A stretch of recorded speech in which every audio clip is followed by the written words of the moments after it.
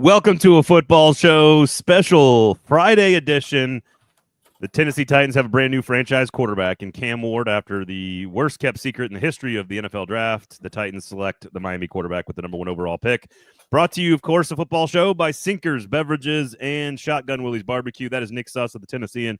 I am Braden Gall, and if you want to hang out, jump into the comment section. We do appreciate it here. I know it's a random show on a Friday. First and foremost, Nick, I want to apologize for the quality of our broadcast last night. We really have no idea what actually took place.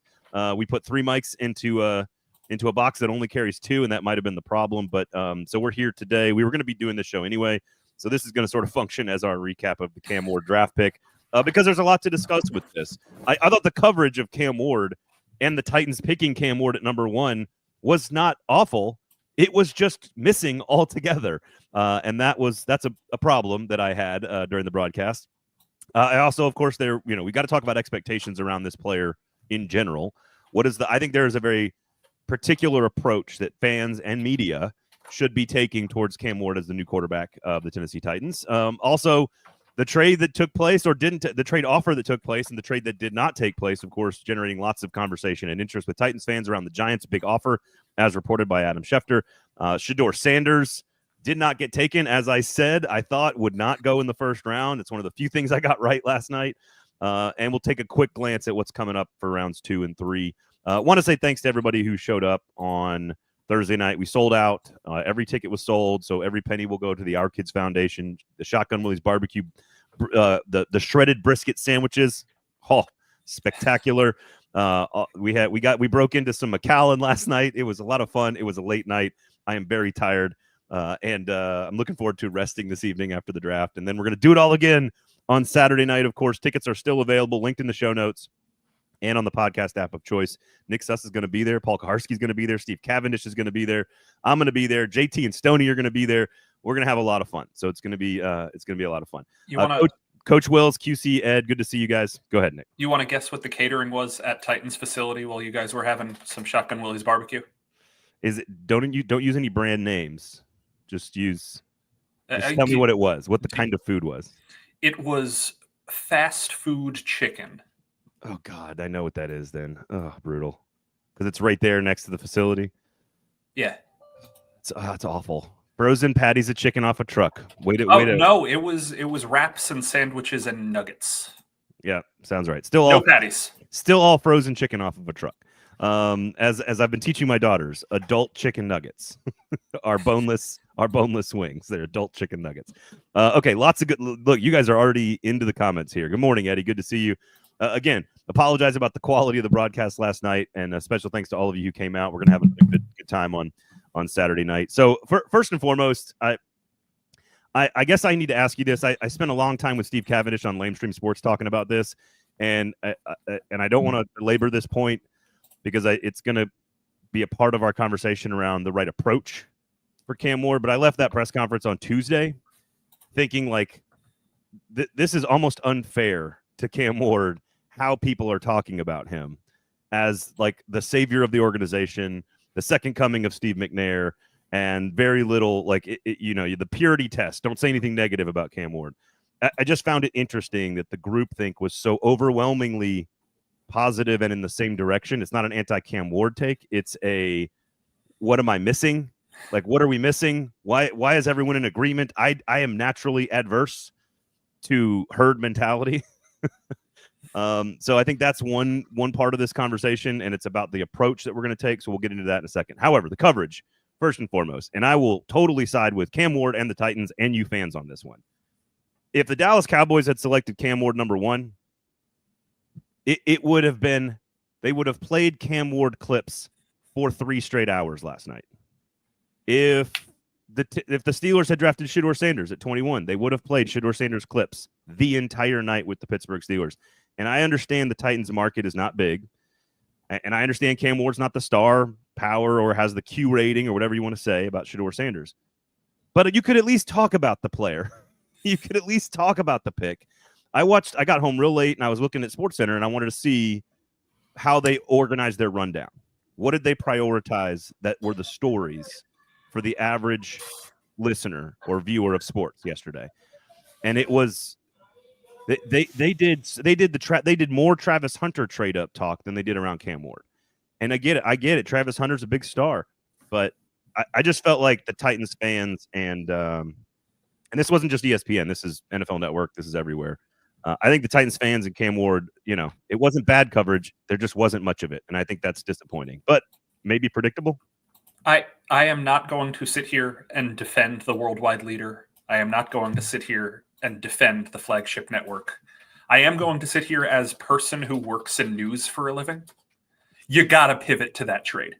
There is no world where you keep talking about the guy who's been the foregone conclusion for 3 months when the biggest NFL draft trade of the last 6 years happens with a team on the clock. We can talk about post-draft. Post-draft leading with the trade, maybe not the smart decision. And both networks led with the trade after the first round ended. It was the biggest news of the night, and we are in a news industry. So leading with the biggest news of the night, totally justifiable. As the trade is happening, you have to break the news if you have it. Oh, of course. So, both of those things, I hold nothing against these networks for the way they talked about, oh my goodness, this is the biggest news of the night. Because it was. It was the most shocking thing of the night. It was the most provocative thing of the night. It was the most grabby news of the night. The problem was before the Titans pick was in, when they were still not talking about the player the Titans were going to pick. And I get that Kuiper has graded Shedeur as the better quarterback the entire process, and there was a juxtaposition that needed to be made of the Titans are going to pick this guy, but I think they should pick this guy. That is content narrative. That is a way to tell a story, and I am not going to begrudge them by using conflict instead of by using positivity, because conflict sells. But that does take away from Cam's moment. So this is, like I said, totally predictable, because I agree with you that the Shedeur not getting drafted is a quote-unquote clickier story than the Cam Ward story going number 1 overall to the Titans. The trade for Travis Hunter, even though he's a cornerback and a receiver, is a bigger, clickier story for the NFL. So in the moment, of course, you're covering that. Of course. And I am not saying that this is not what I expected, or that is predictable, or that is not even I think it's the right business decision if you are a television network, because you have to do the thing that gets you ratings. That is what your job is. Not to placate the good stories. That's like our job in long form conversations. It doesn't mean that I am not frustrated by it. Sure. And that's all. And that's all. It's like this is a 0-star recruit who is largely, I'm going to use the Baker Mayfield walk-on analogy. This is a great story, and it's the number 1 overall pick, and it's an organization that has been desperate for this. The fans are so unbelievably thirsty that they think he is the second coming of Jesus Christ himself. And so I think it was a bigger story in reality than any of the coverage indicated. And so that's, again, totally predictable. I understand why they did it. I understand why it happened, but it was before, during, after. Yeah. It has been overlooked as a story, and I'm here to say, because I've got major questions, and there's risk reward with Cam Ward that I don't think we've talked about enough. Well, you and I have, but like the group has not. And that concerns me, and I think that I don't want to be like all positive here, but I want to defend Titans fans if you were frustrated last night with the lack of coverage over your franchise quarterback being taken number 1 in the draft. I'm okay with fans being super frustrated about that, because I was frustrated by it. Sure, and I get that, and I agree with that. But I also do find it very, very funny that we're talking about market size when the thing that NFL Network and ESPN pivoted to was talking about the Jacksonville Jaguars. I mean, physically, it's a very large city. Like, it goes on for freaking ever. Anecdotally, the Titans are generally considered the 4th smallest market in the NFL by these powers that be. This is what I've talked to people who kind of work in these networks, and I'm sure you've had these conversations too. Oh, yeah. Jacksonville's below them, and it happened. I don't know. I feel bad for Cam, but if you look at the rundown after the draft ended, it went Travis, it went Shedeur, it went Cam. And for the last 4 months, That's what it's been. And I have not seen clips. So how was the conversation with Cam? Because I haven't seen any clips of him anywhere on any. It was more just, and networks. By the way, you know who was picked tonight? And then a little bit of a highlight package. Yeah. Oh, Mike look, just fell down. See, there sounds better now. You're flustered. There's a lot of you guys in the comments that have said a lot of things in here, so I'm going to try to work through some of these comments sort of like backwards to forwards if I can. I know a lot of you are complaining. Eddie says, Braden, I'm incredibly disappointed with you in Jim Wyatt's roundup that you didn't say trade down. I did ask him, I said, how many people, this is before he published it, I said, Jim, how many people are actually not taking Cam? And he goes, I think he said something like 8 out of 175 or something like that. I was like, just give me Cam. Sorry, I was rooting for the trade down, which we'll get to in a second. So, all right. So here's the thing. I want to get to how we should approach this rationally. And it's not just about like wins and losses and yards and production. It's not about that stuff. I think the issue that I kind of have had this last week is sort of how we have approached as an entire group, including the organization, which I know outwardly they have to be, we're all in on this, right? I find it interesting that we went from Brian Callahan telling me personally to my face and to all of us at the Senior Bowl, this is just not that kind of draft. We don't have a player like that in this draft, to now a couple of weeks later or 2 months later that this is clearly that kind of draft. It's unequivocal. We're going to turn down a very good offer to take this player, even though there are definitely risky parts of his game. I think it is a risk worth taking. I think the approach should be, look, there's some risk here, but we should be very excited about this because he's a risk worth taking. He's very talented. He could be very good, and it's a risk we need to take. Mm-hmm. I just don't like the whole hog, automatic buy-in assumption that this is the savior of the franchise. I don't think that is the right approach. I think healthy skepticism and excited skepticism is the right way to look at any player being taken number one, but in particular one that wasn't viewed as like this clear-cut thing that has some that you can easily look at and go, this guy's going to turn the ball over a lot in his first year. Like he needs to work on some things. It doesn't mean it's not worth taking. It doesn't mean it's not a risk worth taking. And I think it is. And I think it's going to be fun. I'm excited about it. I hope Titans fans are excited about it. But I do think it's the approach that's rubbing me the wrong way, which is a healthy amount of skepticism is the right way to set expectations for this particular situation. You should be excited. He is very talented and he is a risk worth taking. But I do think that we just were over our skis, I felt like, for the last week and a half. And I blame Justin Graver. Who put out a Steve McNair hype video like 3 weeks ago, and it's just been out of control ever since then. I just don't think it's even fair to him to expect him to come in and be Patrick Mahomes. Like, I just don't. People are treating him like he is this thing, and he needs to earn that. And I think having some optimism and excitement, but healthy skepticism about that, I think is the right approach. Let me hedge here. I will say what I wrote last night. I will Tennessean.com if you want to check it out. The clock is on. The Titans were on the clock for 4 months. That was the fake clock. The real clock starts now.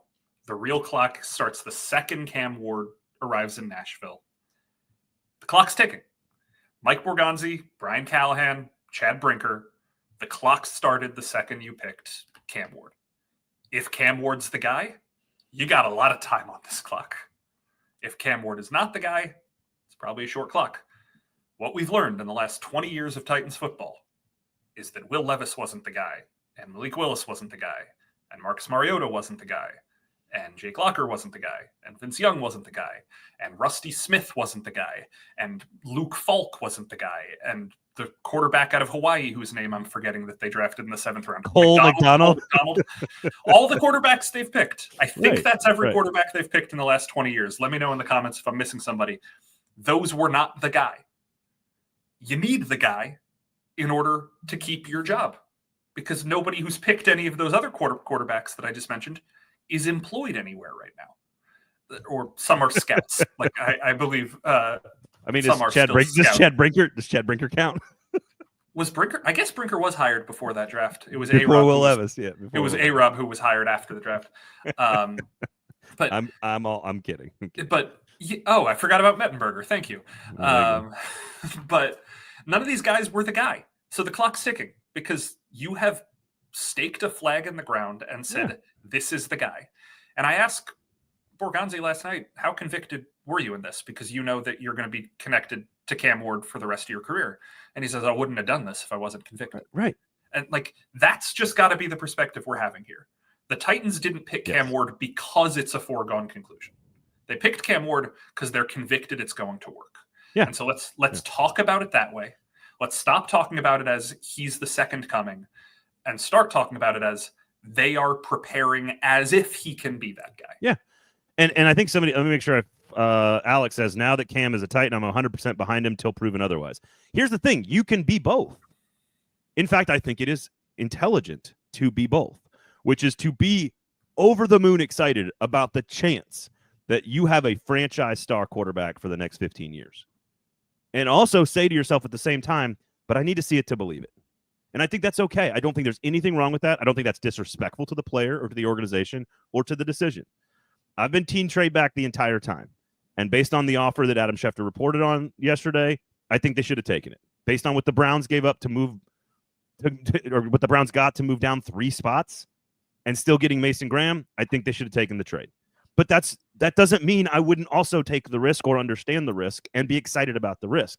I just, so not the thing that bothers me sometimes is that, like, when we have one conversation, we forget to have other conversations sometimes. Right. And the conversation has been, is he Steve McNair? How many Super Bowls is he going to win? And I'm kidding a little tongue in cheek there, but we haven't had the conversation around, like, well, he's pretty lackadaisical in everything that he does, and he's going to have to tighten that up. Sure. He's going to have to take care of the football better. He's going to have to work on his footwork. He's going to have to do this, this, and this, and this. And that's Callahan's job. And to your point, all that stuff is kind of irrelevant now. Yeah. It's Brian Callahan's job and the rest of Nick Coles and the rest of the coaching staff's job to put him in the best position to succeed, for him to work as hard as possible to put himself in the position to succeed, and for them to continue building a good roster around him. Mm-hmm. And as long as we do that, we're going to get a fair shake. And all you can ask for in this life is a fair shake.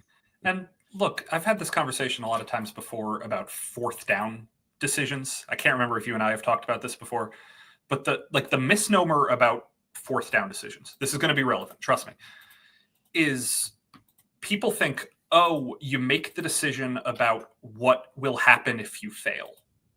And that's what a lot of coaches do, is you make your choice based off of, if this doesn't work out, what is the consequence? But the truly radical coaches are the ones who make decisions based off of, if this succeeds, what's the benefit? That's like, is that like Vrabel going for 2 when they're down 14? Yeah, it is. Like, it's playing the metrics to win, not to lose. It is that. It is exactly that. It is making decisions based off of what is going to be the thing that leads to us winning, not to us not losing. It's, I can tolerate failure so much as I am chasing success. Yep. And I heard somebody tell me this way back in February. I had somebody tell me, look, this new Titans infrastructure isn't going to settle for the Ryan Tannehills of the world. And none of this is knocking Ryan Tannehill. I'm okay with that strategy. But this idea that for 20 years, the general fandom of being a Titan has been okay with that. Kerry Collins. If you make it to the playoffs and you win the division and you host a playoff game, that was a season well competed. That is not going to be the thing that's tolerated anymore. You're not going to hang banners for playoff appearances. You're not going to hang banners for division titles. And the logic for Cam Ward, because you guys have heard me on the show for months, I was team trade for a long, long time. And I still think that trading back would have been equally as good, if not better. But well said. But the thing that does need to be said here is that this is a swing to be great. Yeah. It is not a swing to not be bad. Had they traded back, that is a swing to not be bad. Yeah. And you know what happens when you try to hit home runs? You strike out sometimes. Sure. Like that's all I say. Like, I just felt like we weren't coming into the new relationship between the Titans, Cam Ward, and the fan base. I just didn't think we were coming into it with the right mindset, because I left that press conference and it felt like like everyone's on the Kool-Aid. It's what I felt like when we left that press conference. I've just never been in a press conference like that. And maybe this is a me thing who's very like, I am like naturally resistant to herd mentality and to groupthink. When everybody thinks one thing and everybody thinks the Chiefs are going to win another Super Bowl, I bet the Eagles. Because like that's just how I feel. Like, and I know that's part of my problem. That's a me problem. And I get that. So I agree. I think it is a fantastic swing to try to go be great. And I'm okay with that. I think it's fine. I have no problems with it. I'm excited. Again, you can have all these multiple things in your head. People are complex. Humans are complicated. I can be super excited as a Nashvilleian that the Tennessee Titans might have a franchise quarterback with the number 1 pick, and also be like, I don't know. I don't know. And I like these guys draft bad players all the time. Not the Titans. I mean, John Robinson did occasionally, but all these people draft bad players all the time. All the time. Okay. So and now, also one last thing on Cam Ward before we talk about the trades. Well, no, I want to talk Cam Ward expectations. Okay. I was going to say just Tennessean.com. I will have a big long story about him either tomorrow or Sunday. We've all known this was the pick for a long time. How many words were pre-written? 0 so far. A lot of pre-written words on other stories that have already gone up. Pre-transcribed. I have to write the damn story today. But nice. Check it out. We'll have a lot. If you really love Cam Ward and want to love him more, there will be some storytelling for you. I love that. I love it. Tennessean.com, pay for good journalism. Sinkers Beverages and Shotgun Willie's Barbecue are great sponsors putting on our draft party last night on Thursday night. It was fantastic. It was sold out. We had great barbecue. We had drinks. We watched the whole draft. And I will say, like, after it happens, it was so relaxing after that because there was not waiting for, like, number 7 or 11 or, like, it was just like, oh, we'll just enjoy all these other teams doing interesting and bizarre things sometimes. So not a surprise at all that Shedeur Sanders did not get drafted. I think that was my call on the show this past week twice with you and PK. So, okay. I want to just sort of, like, quickly, because we have the chance to do it because there are microphones in front of our faces right now. We've got all summer to break down, some random overthrow of Van Jefferson in rookie camp or whatever, or mini camp. Like, we've got all summer to do that stuff. I do want to just quickly set the bar, first crack at this, which is give me some benchmarks of expectation that you think are reasonable for a player of his caliber on a team like this. I think the most important benchmark is 7 wins. If you get to that 7-win mark in year 1, you probably feel good about the direction the franchise is heading and probably feel good enough to run it back with the same coaches, with the same front office staff, without blowing everything up. That's going to be the truly only thing that matters. If they get to 7 wins because Tony Pollard ran for 1,700 yards, it's Cam Ward's going to have a successful season, even if he led the league in interceptions. The win total is what matters. But we can talk other benchmarks. Over what you look at around Cam's development, yeah, you think the win total is still all that matters in year 1? I think that it's all going to be reduced to win total. Because if week over week development mattered as much as win total mattered, I really don't think as much would have changed after last season as it did. Because we have long enough memories to understand that there was week over week development in November and December last year. There wasn't enough, but the team was getting better. So Joe says Cam, and there's a bunch of you guys with good questions. I don't want to get to you guys. I'm sorry. You guys are doing a great job this morning. Joe says Cam development is number 1. Here's this. I'm going to kind of workshop this in real time, so just go with me on this. I actually don't like whether he has good plays or bad plays or good quarters or good games or bad games, which he's going to have both. I think it's all learning experience for him, no matter what he specifically does. And so if he's going to be a great player or even just a really good player, this whole season he will benefit whether he does well or does poorly. Yeah. And so the development happens, like if he's going to be good, the development will happen no matter what happens this year. And so I agree, put your team in a position to win the games and then let the other players, hopefully there are some, go make plays and win some of those games. And so I agree with what you're saying, Joe. Like, it is all that matters potentially, but I think it just sort of happens. If he's going to be the answer, like everyone thinks he is, and the organization has bet on, then it will happen. Whether he's going to have really bad moments, and if he does, he'll learn from that. He's going to have really great moments, and when he does, he's going to learn from that. It's going to be the development will happen if he's going to be good. If he's not going to be good, then he'll be like Will Levis and just have the same second season that he had the first season, right? Yeah. And so I don't know if that does that make sense?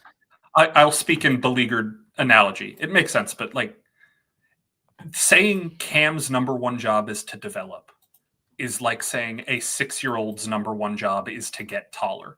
It's going to happen. That's good. Like a 6-year-old will get taller, but the question is what happens around that 6-year-old to let it grow in the way that it needs to. Cam's going to get better. There's no world where he doesn't. He has too much work ethic and pride in himself and drive and that mentality. Like, again, we can talk about a lot of positives about Cam. I am wowed when I talk to people about how demanding he is of himself and how intense he is and how he can rally a locker room around him. And I think he's going to walk in to the locker room and people are going to buy into him, which is tough to do for a 22-year-old walking into a locker room full of adults and millionaires and stuff. Which, by the way, you can tell Brian Callahan that's a thing he is really latched onto. Yeah. He has mentioned the transfer thing like 4 times in 4 different cities. Yeah. So like he has gone from Incarnate Word to Washington State to Miami, and every step of the way he adapted and endeared himself and ingratiated himself with the locker room. That's a skill that he has. And I agree. And that's not eyewash. Like, I can tell you, I've talked to people who were there for the ingratiation process. It's true. And it's a remarkable skill he has. All right, let's see here. Here's one. Eddie says, what are your feelings about Levis being on the team on Sunday? I think based on comments and some other stuff, I think the most likely scenario if Levis is not on the team at the start of the season is a trade in training camp when somebody else gets hurt on another team. I think is probably my answer to that question. What about you? I would not be surprised if Will gets traded today or tomorrow, but I think that Will's value will be at its highest in August, especially if he goes out and throws 1 or 2 great games in training camp. I also very strong. He is still the number 2 most valuable quarterback on the roster. Yeah. So from a talent perspective, Jordan says, is an organization's PR strategy groupthink or just strategy? I didn't read into Tuesday's press conference the way you did, Braden. Again, I think that's just maybe how I felt about it. But here's to Josh's question. Do you think it was truly a consensus in the room, or are they just trying to put out a unified front for the public? I think it is a direct response to 2 years of answering questions about who had final say. Who had final say? And they came out very hardcore on Tuesday and said, we have reached consensus. So I think it's a little bit of both. I think it could be both. That there's probably somebody in the room that was like, and there's probably people in the room that were standing on the table going, we got to have this guy. And you have to present a unified front. I think that's the only way you can do this. Whether it was or not, I have no idea. So I would imagine it was a unified front. It's a lot easier to be unified about the number 1 pick than it is any other pick in the draft.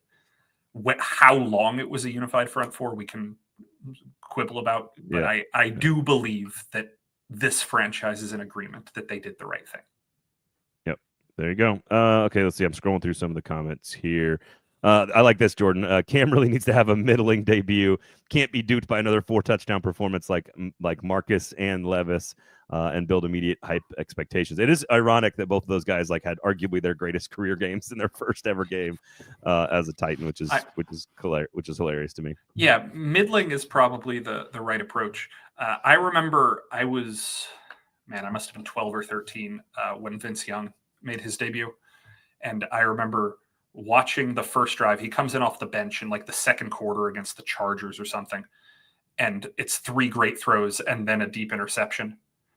And you don't want that either. You don't want some 13-year-old to be like, immediately. So find some middle ground. Yeah. Just like he needs to be like 12 of 20 for like 180 yards, 1 touchdown, no interceptions. He should do exactly what Caleb did against the Titans last year, which is look confused but have upside. Yeah, right. And somebody asked, If he has a Caleb Williams like year, is that a success? I think Yes. if he looks like Caleb Williams, the talent, because I think Caleb Williams has, he has a very good arm and a very good talent and is more athletic than Cam Ward, and I would say is a better prospect than Cam Ward. If he looks like he belongs the way Caleb Williams looks like he belongs, I think that's great. Do you want him to be the second most sacked rookie quarterback in the history of the league? That would be bad because they just spent $100 million on two offensive linemen to fix their problem. So I hope that he does not get sacked like 69 times or whatever Caleb Williams got sacked last year. And interestingly, to a point that Braden and I have both made many times, you know what Cam Ward and Caleb Williams most directly have in common?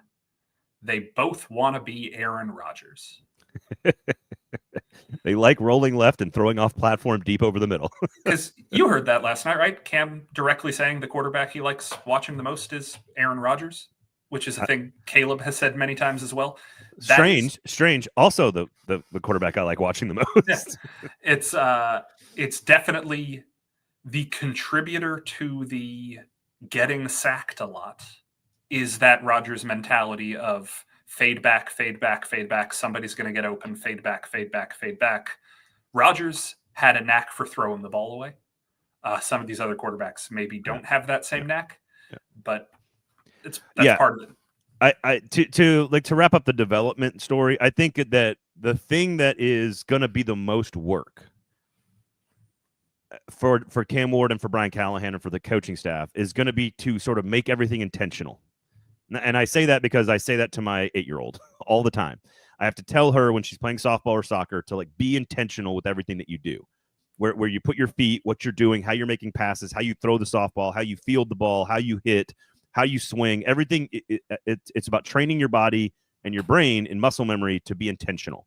And I think the thing that Cam has to do is going to be like take everything and just tighten it up a bit. And that's going to be footwork. That's going to be arm motion. That's going to be processing. That means throwing it away when you're supposed to. He is like when he does the RPOs, he can hang on to it a little too long. But a lot of times that means he can hit his guy real fast. So like everything has to be just sort of like a little bit more controlled.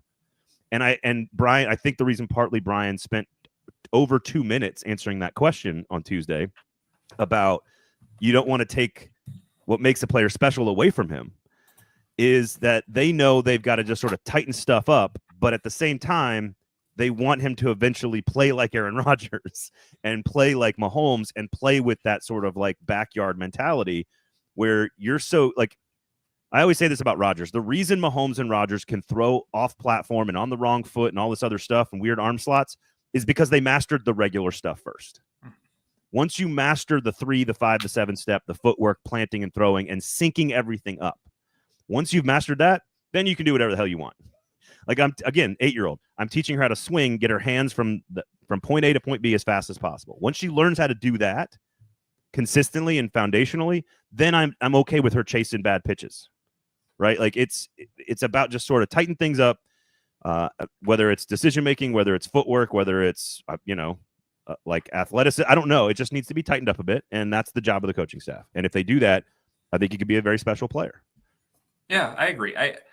I always think back to there was this segment on one of the NFL live shows, probably in like 2004 or 2005, where Peyton Manning had just played a game where he was like 31 for 34 with 5 touchdowns or something.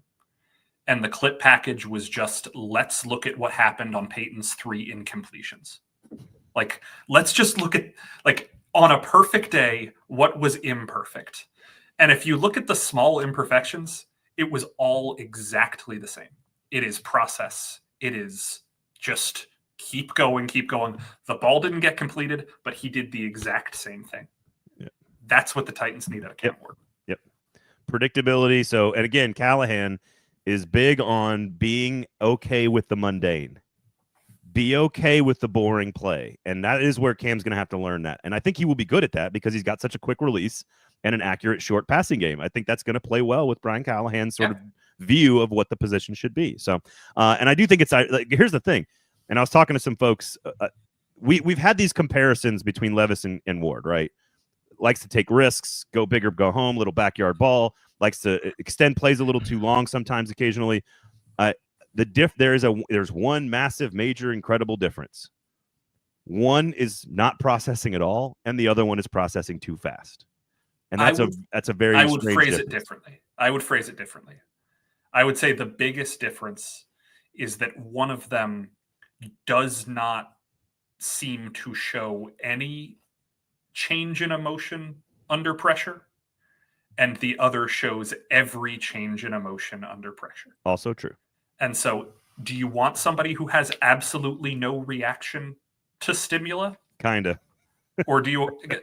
So that is the upgrade: is that you're going from you can sense the panic to shouldn't he be panicking right now? Well, so I also again, I think he's so smart. Cam Ward is. He's so smart and sees the field so well that he does process almost too fast. And Sure. so again, that's where the risk comes in. That's where he kind of extends plays, and then that's kind of where that comes from. Levis is because the game is too fast, and because he's flustered. So again, I'm not trying to be overly critical here, but like I think those are two very big differences between the two players. Yeah. Okay, all right, let's get to the trade here. Sinkers Beverages, Shotgun Willie's Barbecue, Tennessean.com. Tickets are still available, by the way, for Saturday night. Going to be a lot of fun, sort of private, off the record Q&A. We'll have stories for you guys. So, all right. Yeah. So the trade offer comes in. Adam Schefter reports it. Number one, first and foremost, the trade is real, guys. Okay, the report is real. I don't want to have any discussion about that part of this. I don't want Titans fans, and most of you listening to this do not listen to this show because you need smoke blown up your ass. I think the key here is that Adam Schefter is accountable to both the Giants and to the Titans. If this was not real or close to being real, you would be hearing a lot of reports from the local media because the Titans would be leaking very clearly that this was not real.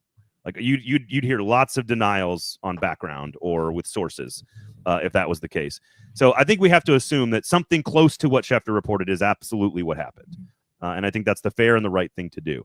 So 2 first-round picks and a, quote, package of other picks. What do you make of the trade offer? Should the Titans have done it? What do you think?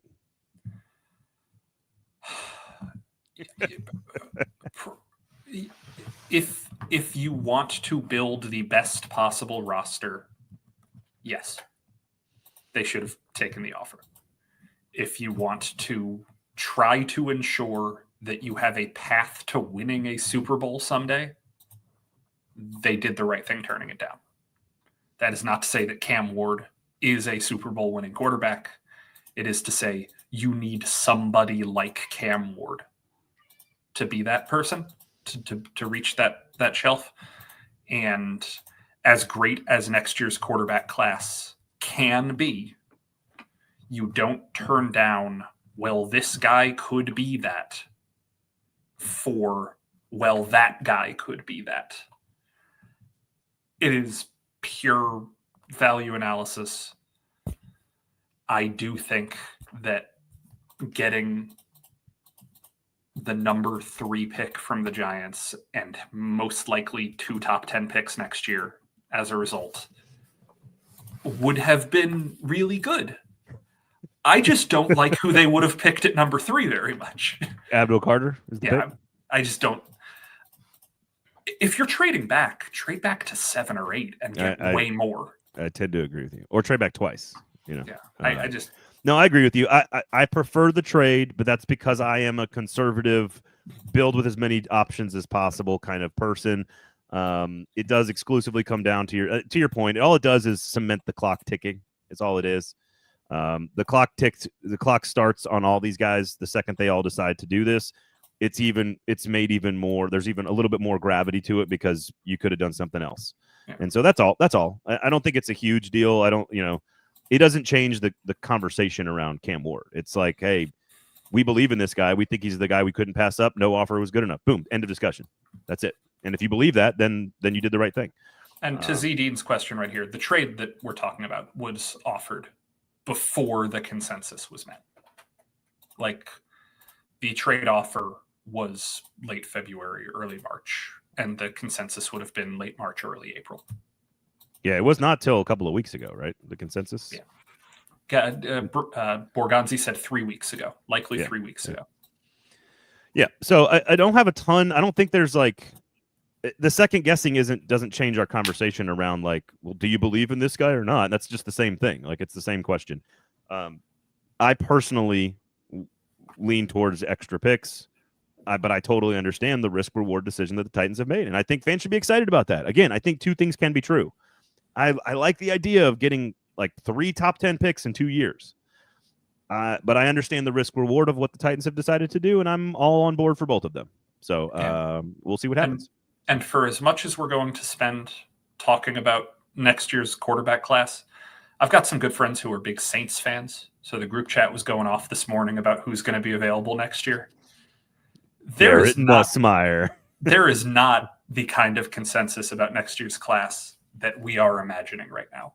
I think that this time 3 years ago, when Stroud and Bryce Young and Anthony Richardson and Will Levis all went, we were all pretty certain, it's going to be Caleb Williams and Drake May. And Jaden Daniels surprised some people by creeping up into that conversation. But Caleb Williams and Drake May were 1 and 2 pretty clearly.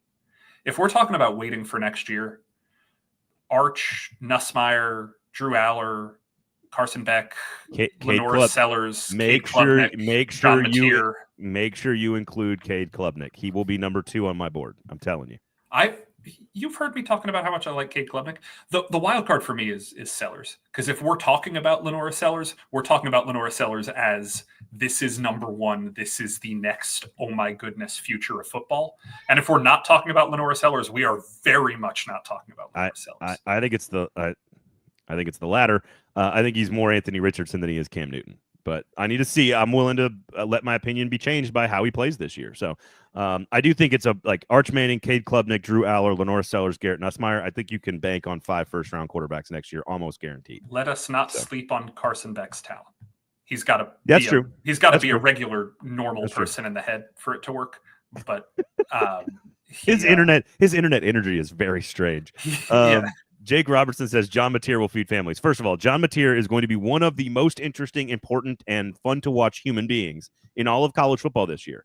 And I don't think he has NFL ability. So, elite athlete. I don't know if he can throw the football. We will see if he can be the Baker Mayfield type without any of the same transferable skills.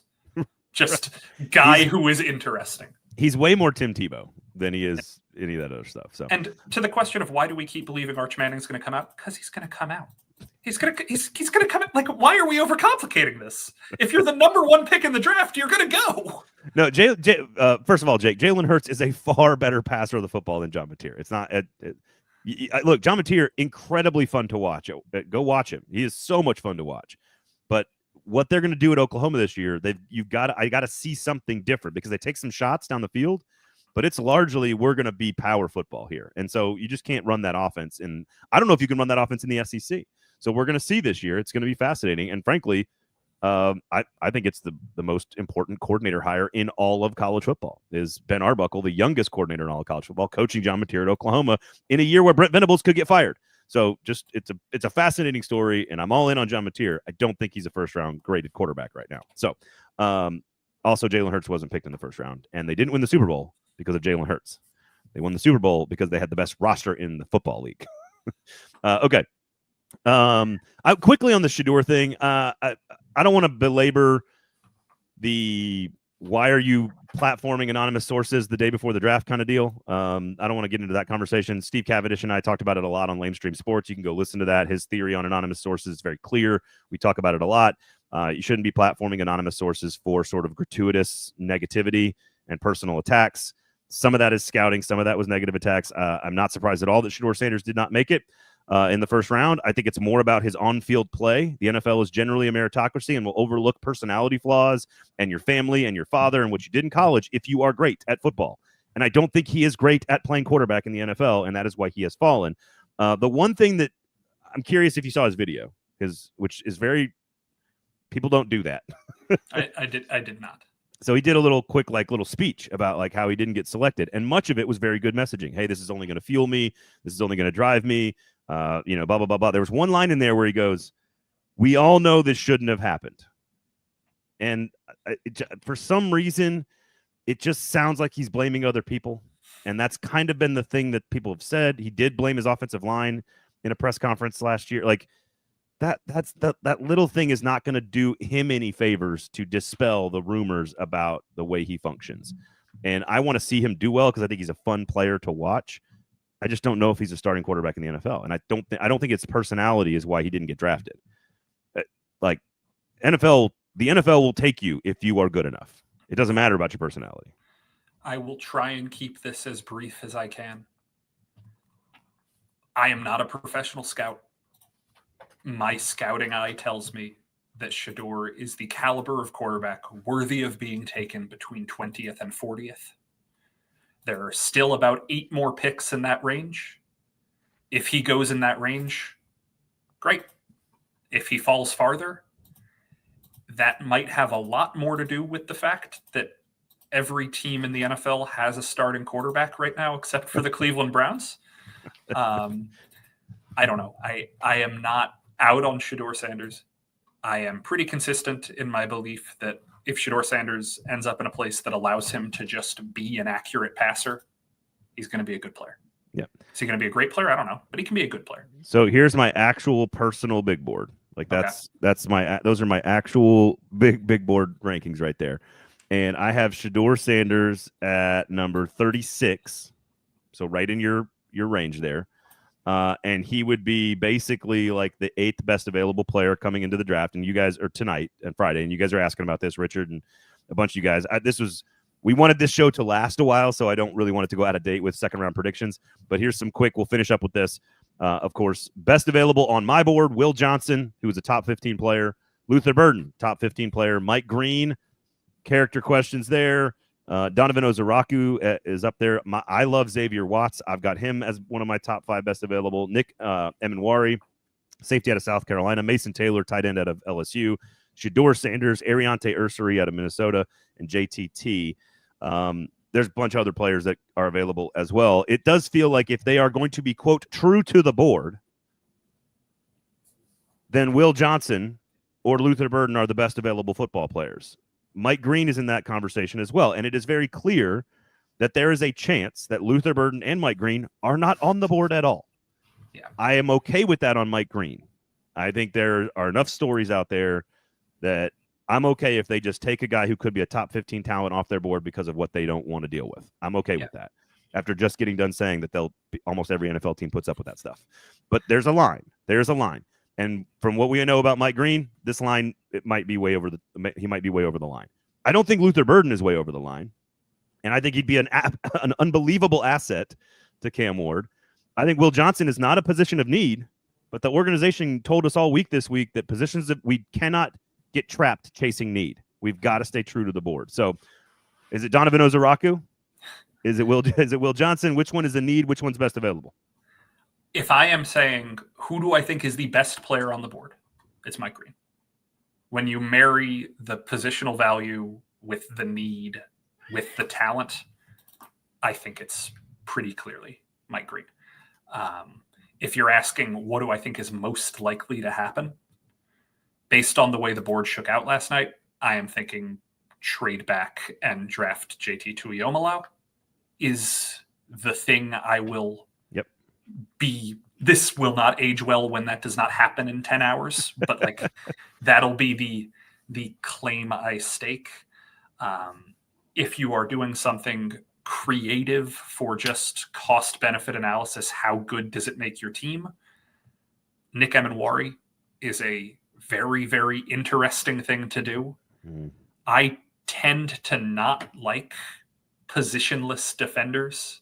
That is a thing that skeeves me out because fundamentally you do have to stand somewhere on a football field. But just from I would like to see what happens. He's somebody at 35 that I would consider.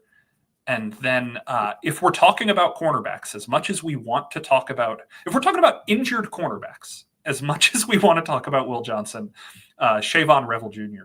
is a guy who I think much more Titan-esque in the way he plays.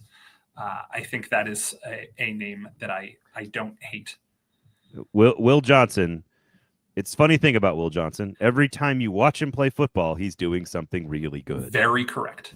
I thought he was probably, when healthy, the best man-to-man cover corner in this draft. Xavier Watts may not have tested well. I think he's a better safety than Emanwari. Emanwari is more around the line of scrimmage. He's more Jamal Adams. He's not going to be covering at the back end as well. Very fast, very explosive, and to your point, very interesting. There's a reason Xavier Watts has his hands on the football almost all the time. Yes. He's around the ball all the time. And I like football players at that position in particular who are around the football all the time. May not test well, but very, very good at the game when you put him on a field and then you watch him play that game. He's very good at it. I think Ezeraku is the clear. We're not going to risk it for Green, but Ezeraku fills a need and also is one of the 3 or 4 best available players. I don't think it's a reach for need. I do agree that they will trade back. That's my prediction, is that there are 6 or 8 players that they are okay with. And if they move back 4 or 5 spots, they could still get one of those 6 or 8 players. Yeah. And to see Rich's point about wanting reliable and healthy players, that points to Ezeraku, that points to Tuiomalau. Like those are JTT kind of is your standard. This guy might not be a number 1 someday, but he's always going to be on the field and he's always going to be making plays. And he's going to, let's say the word sturdy with JTT. He is going to be a sturdy defender. He will be in the place he's supposed to be all the time. Yeah. The coaches will say, we need you to be here on this type of read. And he's going to be like, okay. And then I'm going to do it. If they draft him, do you think we'll be able to get Jonathan Taylor Thomas on the show to do a JTT on JTT? Because that'd be really fun. We'll try. Your 90s sitcom knowledge knows no bounds. Or obsession. Maybe it's the obsession. I think if they stick and pick, my prediction is that it's Ezeraku. I think my desire would be Luther Burden. I have not hid my appreciation of Luther Burden the entire process. I think he's a really great player. I do think they pass on him, and I do think they trade back and they let someone else take the risks on Mike Green and Luther Burden and some of those other pieces.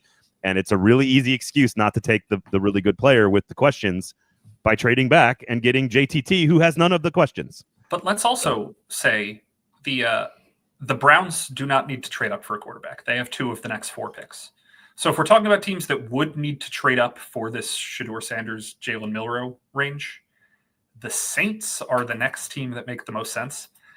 And they pick, I believe, at 40. It's perfect. It's perfect. You can still get one of these character concern guys at 40 also. 40 is exactly what you want, and you pick like whatever it is, like 85 or something. Yeah. That's perfect. It's perfect. Then you can go get Jack Besh. It's perfect. Maybe not him, but somebody else, yeah. You don't like Besh? He is not my priority if I'm listing the next 6 receivers. Well, I like Ayumanner. That's who I want. If they have a pick in the 70s or 80s tonight, I want Ayumanner out of Stanford because I don't think Noel's going to be available.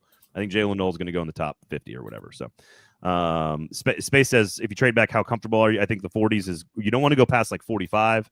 So I think 40 is a perfect trade back scenario. The fact that Shuck and Sanders are still available, the fact that Will Johnson's still available, somebody could come up for Luther Burden. There's still plenty of people to come up for, and that worked out. Although the Jackson Dart thing did throw a little wrench in the Titans' trade needs there. But I will also say, and this is the lamest hedge I can give, I will go back as far as the best offer allows me to.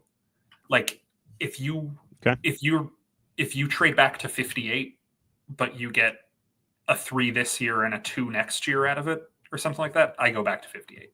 I want the best offer. I don't want the ability to still draft a high second-round player. QC, did anyone else cry when Ibuka went? As a Packers fan, absolutely.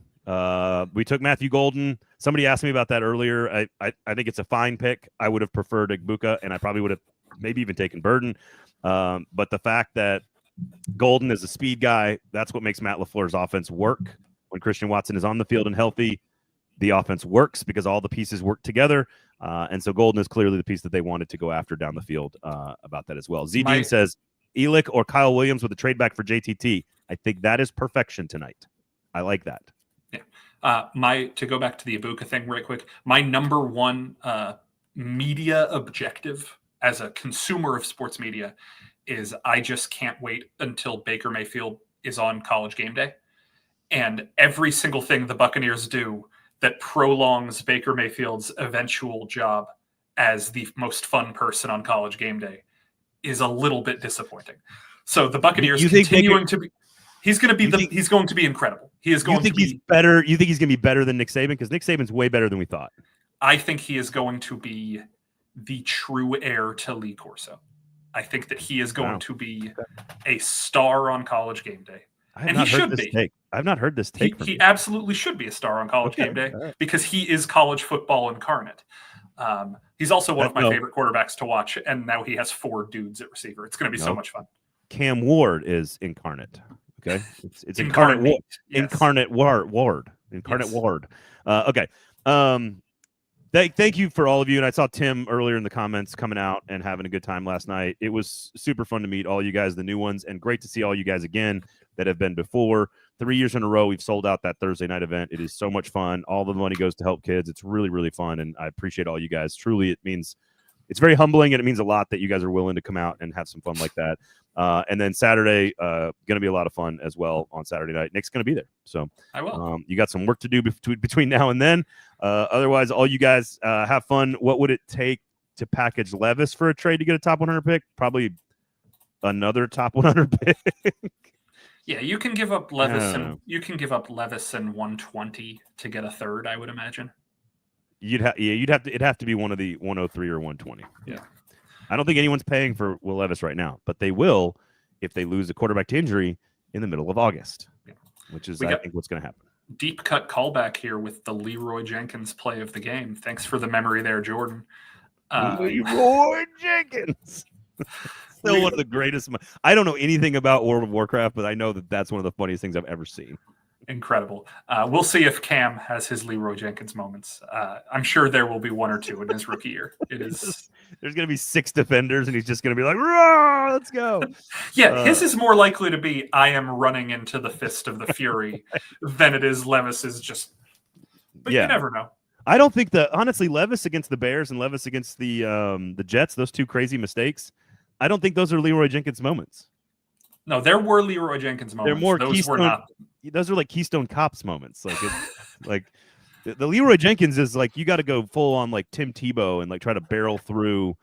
Like Leroy Jenkins is him against what got him hurt against the Dolphins. Yeah, like diving down the sideline, barreling into. That's your Leroy Jenkins moment. I don't know why that's so funny. All right. Thank you all for coming out. We'll talk to you guys on Saturday night. Can't wait to see all you guys. Tickets are still available. Shotgun Willie's Barbecue, Seekers Beverages, 5-course bourbon flight, and an off-the-record Q&A with a lot of beat reporters covering the Titans for many, many, many years. So it's going to be a lot of fun. And maybe, just maybe, Nick, and you'll know who I'm talking about here, one of the people that's going to be there, maybe he'll tell a story about how he pooped himself. I did not know he was going to be there. For Nick, I'm Braden. Thank you for hanging out. Thank you for listening. We will talk to you guys next time.